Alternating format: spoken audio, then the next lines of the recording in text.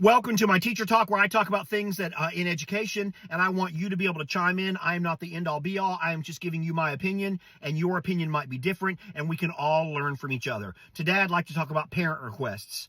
And parent request means what you are requesting for your child for the next school year. This might involve being with a specific teacher or being separated from a specific teacher. It might also involve requesting that your child is in a classroom with a certain child or away from a certain child, a separation. So I want to talk about the situation. I have been through pretty much everything in my 27 years, and I want to give you my opinion as to what's best and what does not work and why it does not work. If you're a parent, I am asking you, please listen to this entire video, because it will give you insight as to why sometimes schools don't do what you might believe is best for your kid. There's a reason behind that. So let me talk about the different options. There are several different options. The first option is no request whatsoever. And my kids, my personal kids, my 3 kids went through a school system that made absolutely no parent request every single year. Nothing. In fact, I believe, although I can't prove it, I believe they would do exactly opposite of what you did request if you made a request, in order for you not to request again the next year. I can't prove that, but I believe that's what they did. And here's the deal. I understand why. This was a very bougie system where Kelly worked. I loved the school. My kids went there, but they allowed absolutely nothing, and it was not great, because every once in a while, most of the times it was great. Every once in a while, one of my children would get a teacher that I do not think was great for their personality. But this school, absolutely cutthroat, no requests whatsoever, and it was a very difficult situation, and I don't believe that. I don't believe you should look at a parent and say, we know what's best, because the bottom line is you might not know what's best. The parent has inside information that you don't have. I don't believe that a school should say absolutely no requests whatsoever.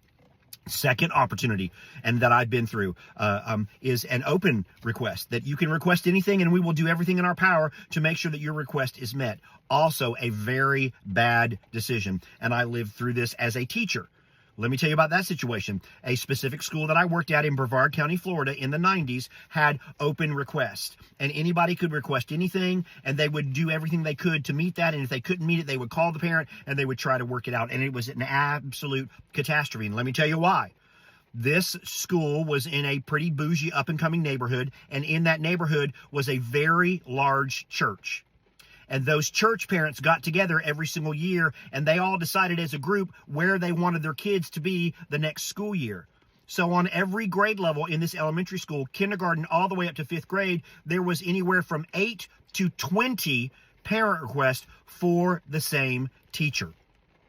It was not a good situation. It took away the autonomy of the school to do what's best, to making sure that ability levels were evened out, behavior was evened out, and it took away the ability of school to make a good class roster for 3 or 4 teachers, because one class was having literally 20 kids that were being placed in it because of parent requests. And let me tell you why this is a really bad idea. And I lived through this on my grade level in 3rd grade. One year, those parents got together and got mad at one of the other teachers in 3rd grade. Not even their teacher, one of the other teachers, because she brought in a monster that was a stuffed animal monster. It's a cute little story, and she read a story about monsters, and those parents didn't think those kids should be read a book about monsters. Have you ever met that mom? They tend to be in the same circles. And they started a campaign against this teacher. It wasn't even their child's teacher. And that caused a rift on that grade level. It is not a good idea just to have willy-nilly, we'll do whatever you request. Now, let me tell you what I think is best. To have what we call parent considerations. That you would have a form that you would send out to the parents, maybe not even send it to the parents, just wait until they request something and send them a form that says parent considerations. And they can write in writing, as opposed to through a text message real quick or at a soccer game. This is what I want for my child. They could put in writing why it is they want that for their child and the reasoning behind it. This could be where they want their child to be, what classroom they want their child to be in, what classroom they don't want their child to be in, or specific kids they want their kids to be in or be separated from. And then the committee that's making up those classrooms, the grade level teachers, can look through those and see if those will actually fit, and they can have an open communication with a parent. And then you have two groups working together to say, this is what we believe, this is what the parents want, why can we not do this, or why should we do this? It's just simply a parent consideration. I don't think you should email it out to everybody, because then you're going to get a request from everybody. Most parents will say, I trust my child's school and I will let them do what they think is best for them, because here's the deal. They know those teachers. As a parent, let me remind you of something. You know the personalities of teachers, you know reputations of teachers based on the community, but what you don't know are specific skill sets individual teachers have. And the bottom line is, there are certain teachers that are better at teaching reading, better at teaching math, better at working with certain personalities, and you might not know that. Do you know who knows that? The grade levels that are placing those kids every single year. The counselors that are working with those teachers. And let me tell you what, if you have a kid with a specific personality, the counselor in your school knows exactly what teacher will deal best with your child's personality.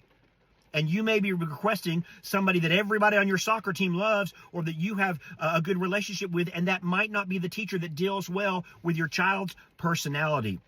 We need to make sure that we have input from the school, and specifically from the school counselor. Now, a couple things that I think should always happen. If we always honored, if you had a child that was in that teacher's classroom and you want the next child to be in the same teacher's classroom, we always honored that.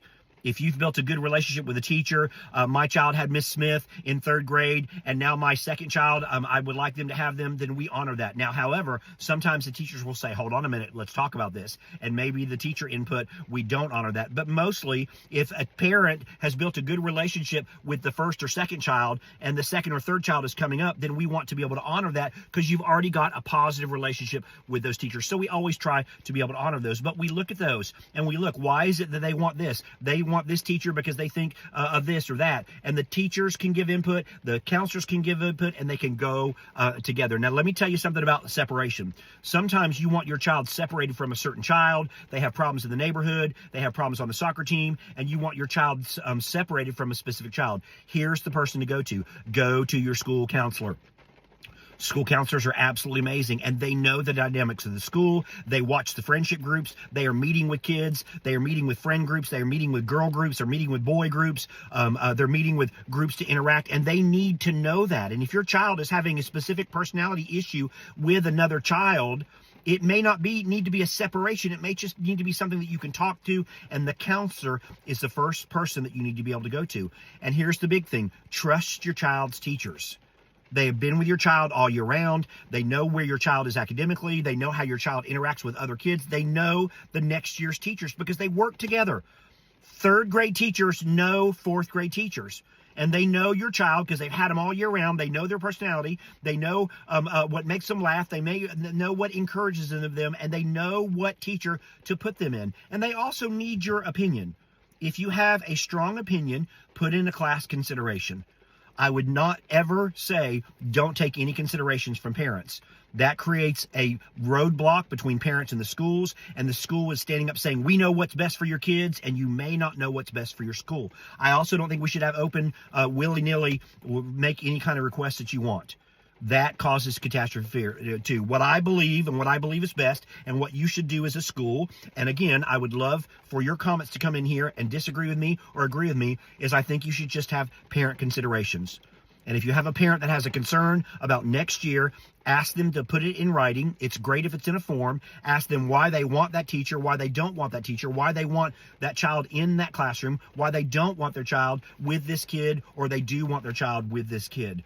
Make those considerations. If you have a parent consideration form that you can send out, get it ready already. When they make those requests, you can automatically send it out, and the process will go much easier. If you are a parent, trust your child's teachers as best as possible. Email them. What are you thinking for next year? Here's what I'm thinking. Please tell me if this is right. Here's a consideration I have. Work together. The best case scenario is when the parent and the school works together. But just remember, parents, those teachers know each other.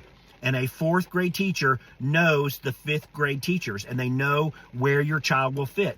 Talk to them, have open communication. For schools, I don't believe you should say absolutely no, we want no input. That is not good. I don't believe you should have open, do whatever you want to do. I think you should have parent considerations. I would love for you to put in your comments. Tell me what you've dealt with, how your school deals with it.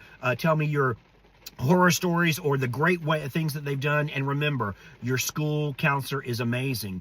Get with your school counselor if you have concerns, especially as it pertains to friend groups or possibly being bullied. Get with your school counselor. Share this, tag your friends, tag your parent friends, share this on your page, and again, make some comments and read through the comments and comment on everybody else's comments. Hope you enjoyed this Teacher Talk.